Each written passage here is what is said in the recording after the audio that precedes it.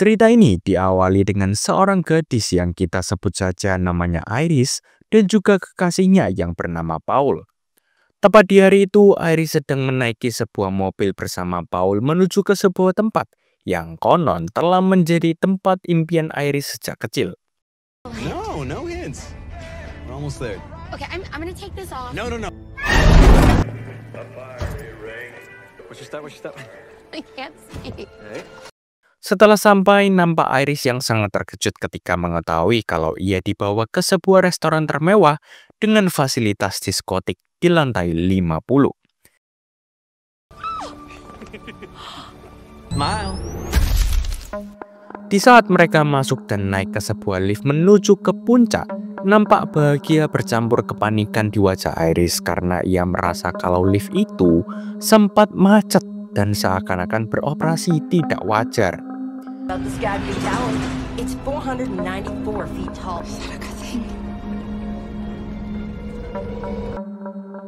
Setelah mereka sampai ke puncak, Paul pun mengajak Iris keluar dan berniat akan melamarnya. Tapi baru saja mereka sampai terlihat beberapa kejadian aneh. Mulai dari wanita yang topinya terjatuh dan juga anak kecil yang iseng-iseng melempar koin dari atas gedung. So sorry, of course. Yeah.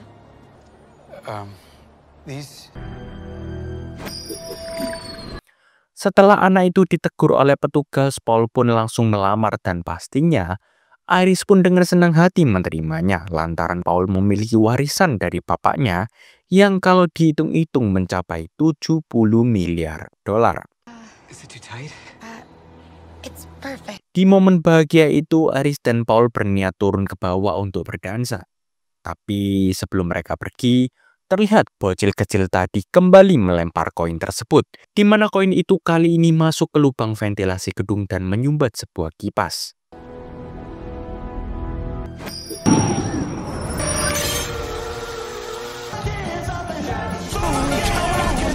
Saat Iris dan Paul masuk ke ruang dansa yang dimana lantainya terbuat dari kaca, tiba-tiba kaca itu mulai retak perlahan. Dan tidak ada satupun dari mereka yang tahu.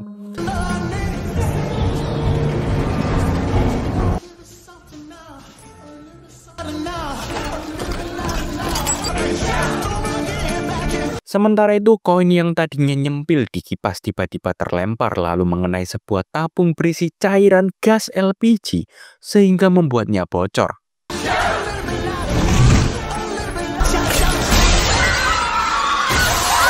Dan seketika lantai di sana pun jebol dan mereka yang masih selamat berusaha bertahan.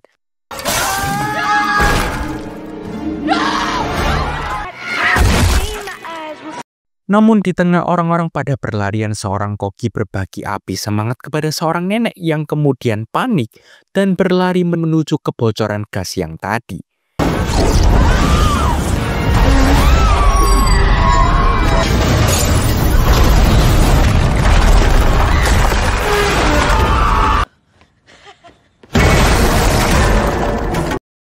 Dan alhasil gedung itu pun meledak dan tidak ada satupun dari mereka yang selamat.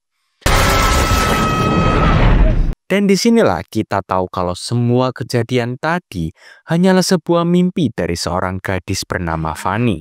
I think I'm dreaming about her. Lalu, apa maksud dari mimpi itu?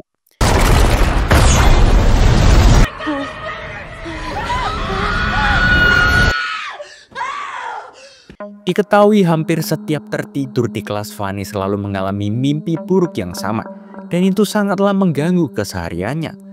Terus yang menjadi misteri, kenapa wanita yang dimimpinya itu bernama Iris? Karena kenyataannya, Iris itu adalah nama neneknya Fanny yang tidak pernah bertemu dengannya sejak kecil. Go home. Setelah tidak bisa tertidur selama 3 hari, akhirnya Fanny yang sekarang tinggal di kos-kosan memutuskan untuk pulang dengan tujuan mencari petunjuk kepada keluarganya itu. Sesampainya di rumah, Fanny kemudian bertanya kepada ayahnya tentang siapa sebenarnya neneknya. Namun di situ ayahnya tidak mau menjawab sepatah kata pun sehingga Fanny mengajak adiknya yang bernama Charlie untuk pergi ke rumah pamannya di mana itu adalah kakak dari ayahnya. Yeah, sure. I gotta talk to your dad first. Stephanie's here. Come in. Sesamanya di sana kita dikenalkan dengan beberapa anak dari pamannya Fanny. Anak pertama bernama Eric, kedua Julia, dan yang terakhir Billy. Look at you! Come here. Oh, sweetie. Tak lama kemudian Fanny menemui pamannya dan tanpa banyak basa-basi, dia kemudian menanyakan di mana keberadaan neneknya. Tapi di sini nampak pamannya berusaha mengalihkan pembicaraan itu. Sehingga Fanny terpaksa menceritakan bahwa ia sering bermimpi tentang gadis bernama Iris dan juga gedung bernama Skyway. Mendengar kata gedung Skyway, pamannya pun langsung terkejut dan memberikan alamatnya.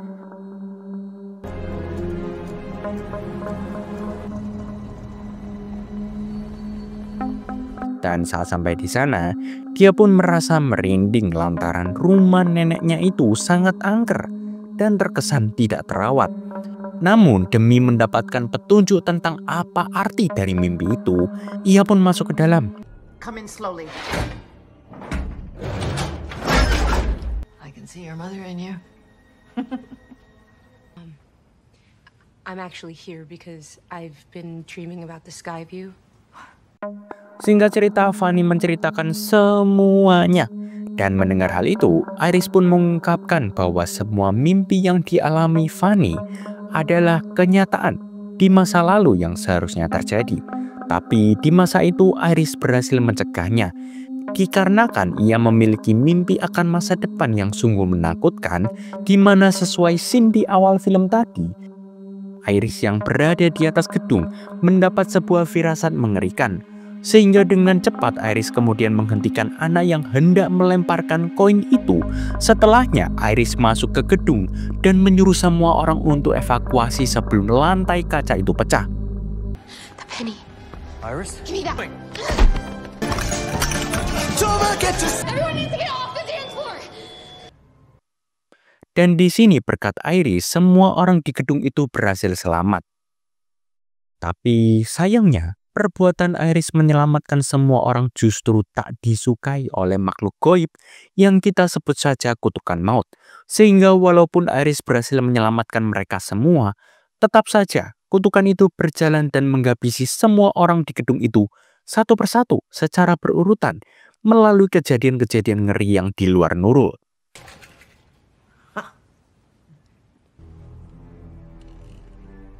Dan karena itulah Iris menetap di rumah itu agar kutukan maut itu tidak bisa mendekatinya. Mendengar hal itu, Fanny pun berpikir bahwa perkataan pamannya yang menyebut Iris tidak waras ternyata memang benar. Tapi walaupun dianggap gila, Iris tetap berusaha menunjukkan kebenaran yang telah terjadi. Ia menunjukkan sebuah buku tebal yang berisi catatan dari hasil analisa bagaimana sebuah hal kecil akan dijadikan kesempatan oleh kutuk itu untuk menghabisi target-targetnya. I have to teach you everything in this book. It'll take some time to learn the basics. Tapi makin lama ngobrol justru membuat Fanny semakin yakin kalau emaknya itu emang gila.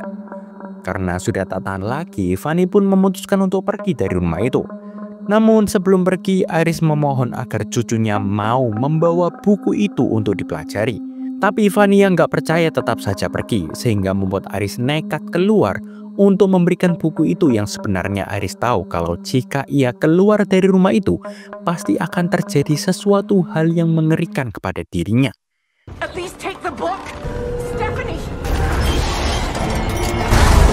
Stephanie! I'll show you everything you need to know to keep our family safe. Step back. Dan setelah melihat adegan di luar Nurul itu, Fanny pun sedikit lebih percaya tentang apa yang dikatakan Iris. Singkat cerita, pemakaman Iris pun dilakukan dan setelah acara itu, sang paman mengadakan acara kecil berupa barbecue di halaman rumahnya. Time that we have together.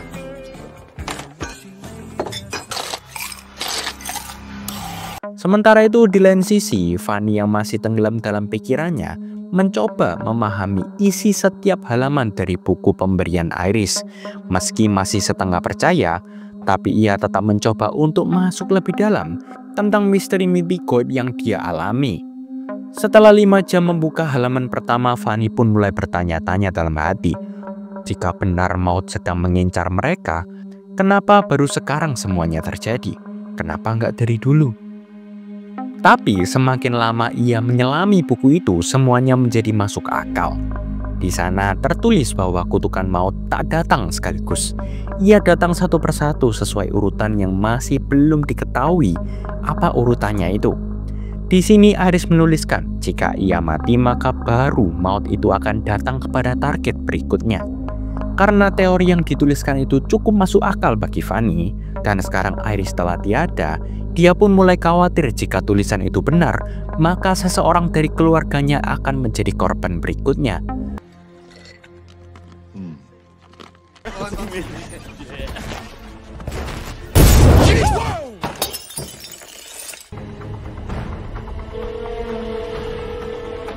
Fanny kemudian bergegas menuju ke rumah pamannya yang sedang barbekyuan santuy, dan disinilah kekacauan mulai terjadi. Hey, Steffi!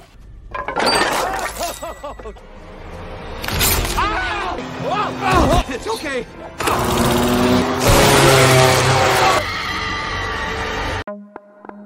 Pemakaman untuk paman Fanny pun dilakukan. Setelah acara itu, Fanny kembali mempelajari pola-pola dari buku yang Iris berikan. Di sana dia mulai menyelami lebih dalam. Dan dari sanalah ia mengambil kesimpulan kalau maut akan datang secara berurutan sesuai urutan umur mereka, mulai dari yang tua sampai kepada yang muda. These people went on to die in some weird.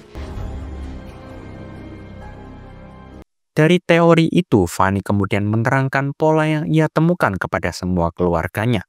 Tapi bukannya percaya, justru mereka menganggap Fanny gila seperti Iris. Held off death for decades. Stephanie, sweetie.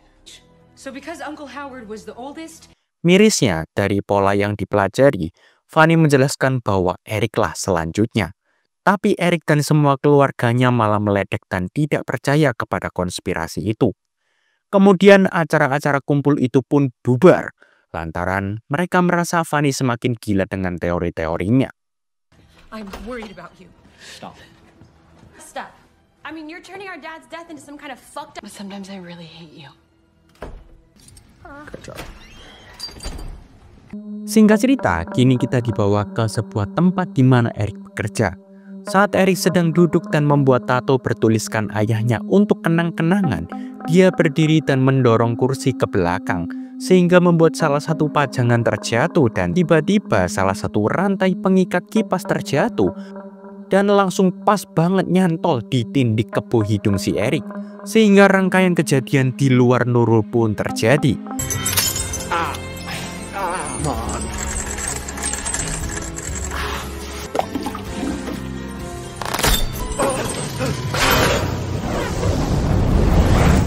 Dan terakhir, salah satu bahan bakar di sana tumpah dan membuat tempat itu terbakar dan menghanguskan Eric yang hidungnya nyantol bagaikan ayam sioke.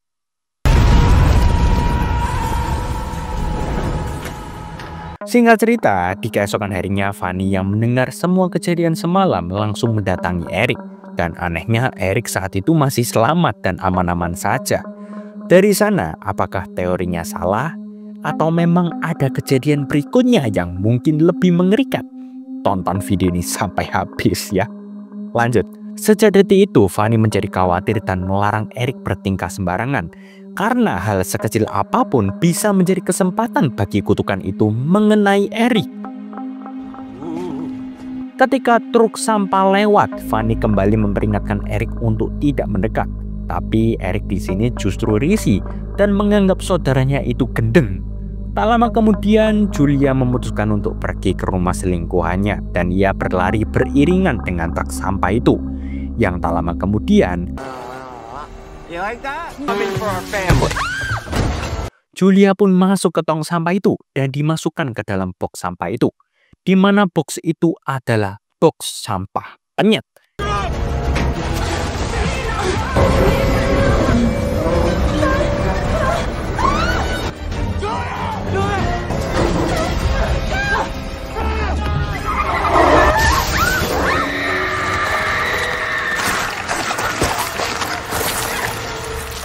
Dan akhirnya Julia pun harus menjadi penyetan.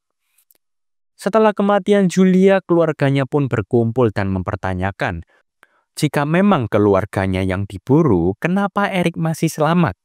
Disitulah ibunya mengaku kalau Eric adalah anak haram, sehingga mungkin saja gilirannya langsung menuju kepada Julia. Mendengar itu semua, keluarga itu pun mulai percaya dengan teori yang dituliskan di buku Iris. Dan nampak Billy yang ketakutan karena sekarang berarti itu adalah gilirannya. You just got the order wrong because you didn't have all the... Can we focus on the fact that we're all about to die, right? Semua dari mereka langsung mencoba mencari cara bagaimana agar menghentikan malapetaka ini. Mereka mempelajari teori-teori yang tertulis dan pola-pola kutukan maut itu. Dan di bukunya, Haris menuliskan bahwa sebenarnya ada satu nama dengan inisial JB yang berhasil selamat dari kutukan maut itu. You devastated this family when you walked out. Check. What? Right here. JB found someone.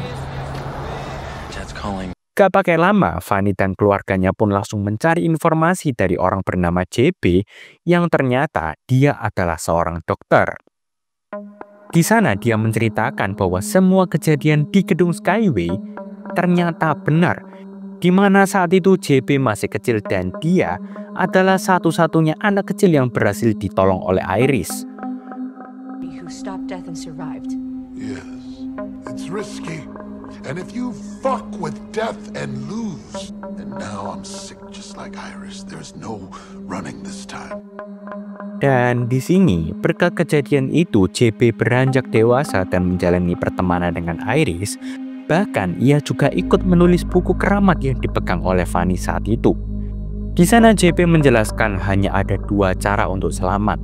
Cara pertama, mereka harus merekayasa kematian, atau dengan kata lain, mati suri.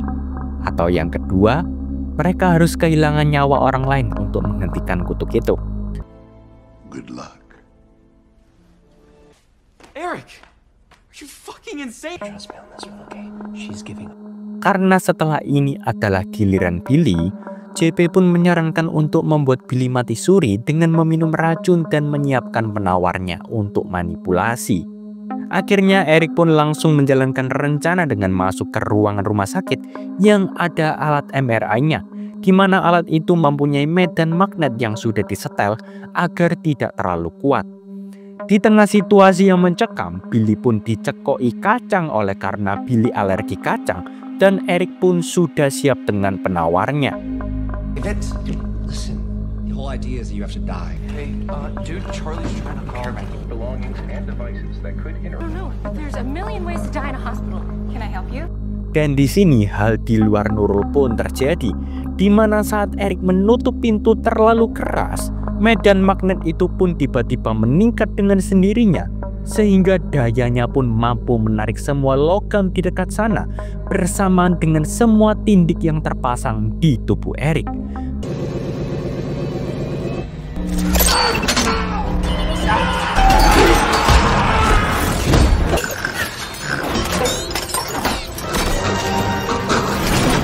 Medan magnet itu pun semakin kuat sehingga tarikannya membuat Eric terhimpit ke dalam mesin dan terjepit di dalam sana. Sementara salah satu suster menyadari keanehan yang terjadi yang kemudian ia masuk ke ruang MRI, namun sayang semuanya terlambat.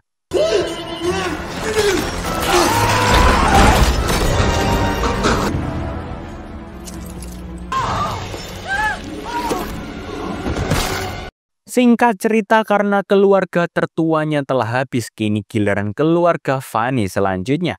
Di sana ibunya Fanny berinisiatif demi menjaga keselamatan anak-anaknya. Ia berniat untuk bersembunyi di rumah Iris dulu untuk bertahan. Dengan begitu, ia berharap Fanny dan adiknya bisa tetap hidup tenang tanpa teror kutukan maut itu.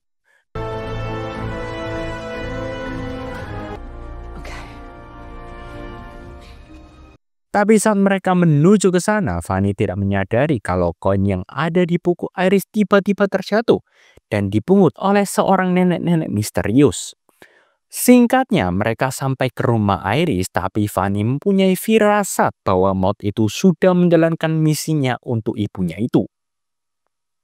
Sehingga dengan cepat, ia langsung menerobos gerbang pintu masuk dan berhenti di sebuah kolam kubangan air.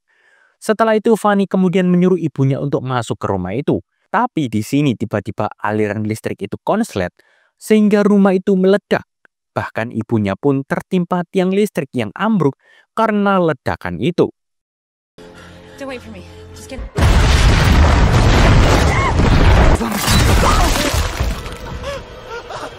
Dari sana, Fanny yang memang sudah gilirannya nampak tenggelam ke dalam air kubangan, dan di saat yang sama sabuk pengamannya tidak bisa dilepas. Dan beruntungnya, berkat usahanya, Fanny pun bisa kembali selamat. Dari sana, mereka beranggapan kutukan itu sudah tidak ada karena Fanny berpikir kalau ia tadi sudah mati suri. Where's Jenny? Singkat cerita, kita dibawa kepada sebuah acara di mana Charlie akan melakukan lamaran dengan pacarnya di suatu tempat. Di sana Fanny bertemu dengan ayah dari pacarnya si Charlie yang merupakan seorang dokter. Dan nampak kalau dia tahu tentang kejadian semalam yang kemudian menjelaskan kalau kejadian itu tidak berarti Fanny telah mati suri. Karena secara medis semua itu terbilang normal untuk respon tubuh manusia yang kemasukan banyak air. Dan di saat yang bersamaan, nenek-nenek yang waktu itu mengambil koin ternyata menjatuhkan koinnya. Dan lagi-lagi kejadian di luar Nurul pun terjadi, di mana koin itu menggelinding sampai mengganjal sebuah rel kereta api di dekat sana. Dan di saat yang sama, kereta yang kebetulan ada di dekat mereka langsung tergelincir karena koin itu dan mengarah ke arah mereka. Technically, you weren't dead. What? Like $1 million.